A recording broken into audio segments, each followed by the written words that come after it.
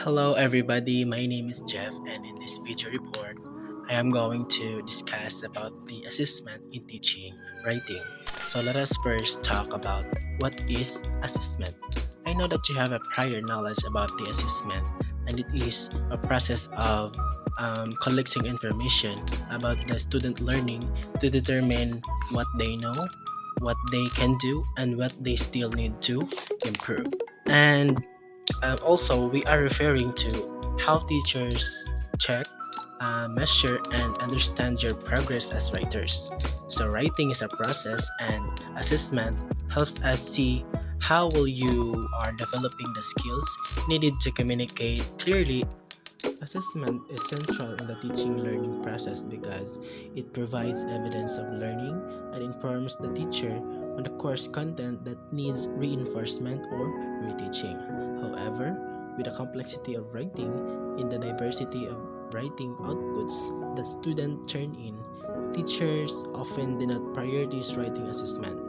Checking the written outputs of the learner is not only tedious but also time consuming. In the part of the student, they would get demotivated by the feedback or the read. Therefore, when we assess writing, we focus not only on the outputs but also on the writers.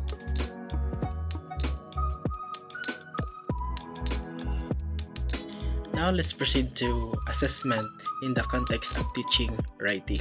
We need to review our understanding of writing as a product and as a process, formative versus summative evaluation, and assessment versus testing.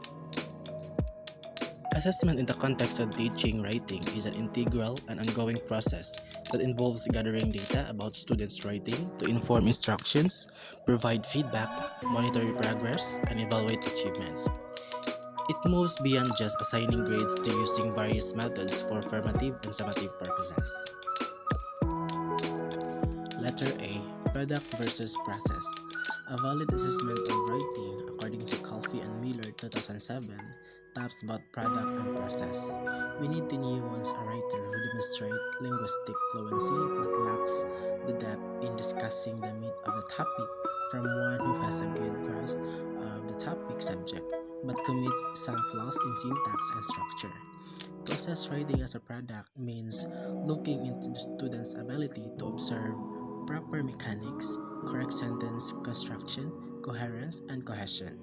Process writing as a product is to look into the writer's ability to produce written outputs that are audience and purpose-driven, credible, and substantive.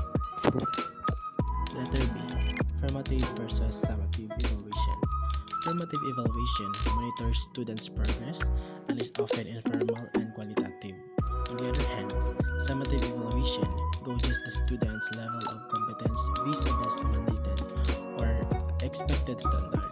Summative evaluation is often a challenge for teachers who handle heterogeneous classes with different backgrounds and abilities. Letter C. Assessment versus testing. Assessment is more favorable than testing because it takes into account the context of the learners and finds ways of helping them forward. On the other hand, the testing is associated with the traditional, like the multiple choice type of gauging the learner's level of competence. This may not be the ideal way of assessing rating, but a necessary skill to develop among learners who need to take standardized tests in their college admission or national assessments.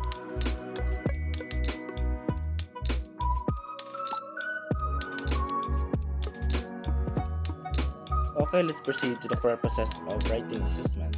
We have established in the previous lesson that writing can be an effective tool for learning.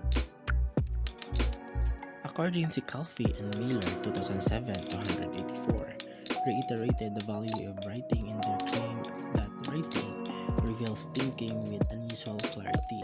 The results are portrayed that students construct in demonstrating their understanding of a topic, revealing their capacity to go beyond information given. So while writing can be an assessment in itself, it must also be assessed accordingly because of the following reasons as offered by Tomskins.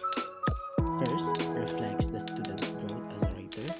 Second, informs students and parents about students' achievement. Third, guide writing instruction. Fourth, substantiate the grade level standard met by the learner. And last, fifth, evaluate the effectiveness of the instructional program.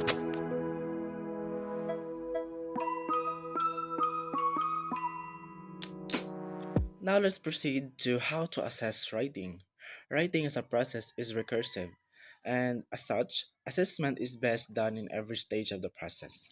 To instill the basic strategy of plan, draft, revise, edit, teachers need to monitor their performance and give feedback before they give their graded assessment. Feedback, according to Clark 2010, is a mentoring dialogue that helps the learners repeated attempts to be articulate. Marking a pupil's written work should be positive, encouraging, and indicative of future steps. In correcting students' errors, we need to make them understand the implications of their mistakes and balance it with feedback on the positive achievements of the piece. Wiggle 2015 classified the types of feedback that we can offer to our students' writers, and they are written comments, individual conference, and recorded feedback.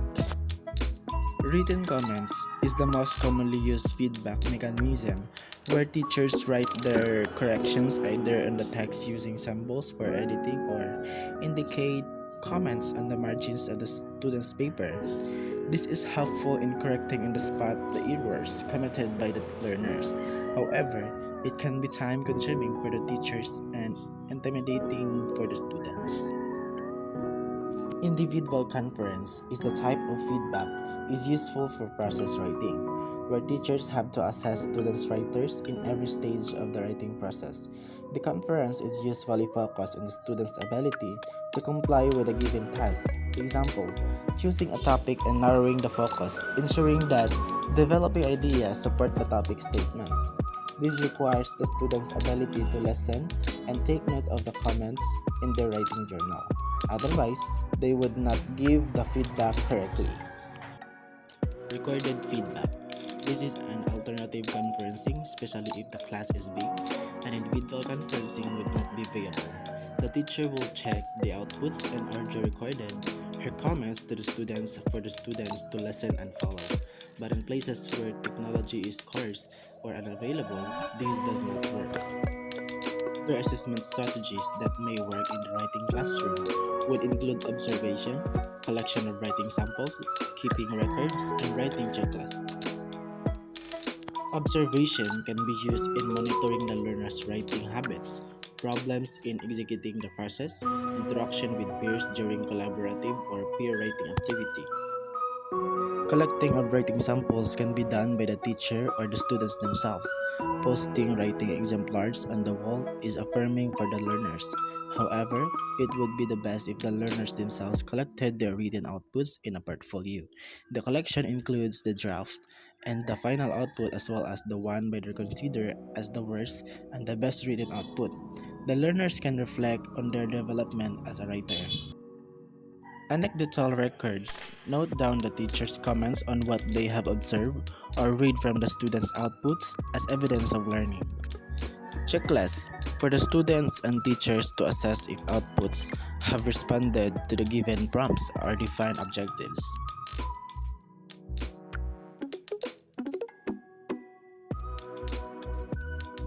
In the context of the Philippine classrooms, where teachers handle big classes with learners coming from diverse backgrounds and levels of competence, they need to employ strategies that could lighten the arduous task of assessing writing. Some of these are focus on a specific aspect or competency. The other one is agree on the list of written samples. Focus on a specific aspect or competency. This strategy that adheres to the principle of less is more requires the teacher to orient the students on the target competencies that the writing program or activity aims to achieve. Since it is impossible to correct all aspects of fluency simultaneously, the teachers and students can agree to focus on vocabulary, spelling, and mechanics or subject-verb agreement on the next. If it is a big task, linguistic focus can be coupled with one stage of the process at a time. Agree on the list of written samples. As the teachers focus on a specific aspect of competency, they also can tell the students the codes used in correcting the errors. For beginner and intermediate learners, The following codes would be useful. The following codes are SP or spelling errors, WO errors in word order, P punctuation error or problem, T tense of the verb, WW wrong word, a double quotation mark missing word, square bracket incorrect word, WF error in word form. This symbol is most commonly called tilde or swang dash or error in combining two words into one. And last is a slash or a forward slash, which is signal for run-on sentences.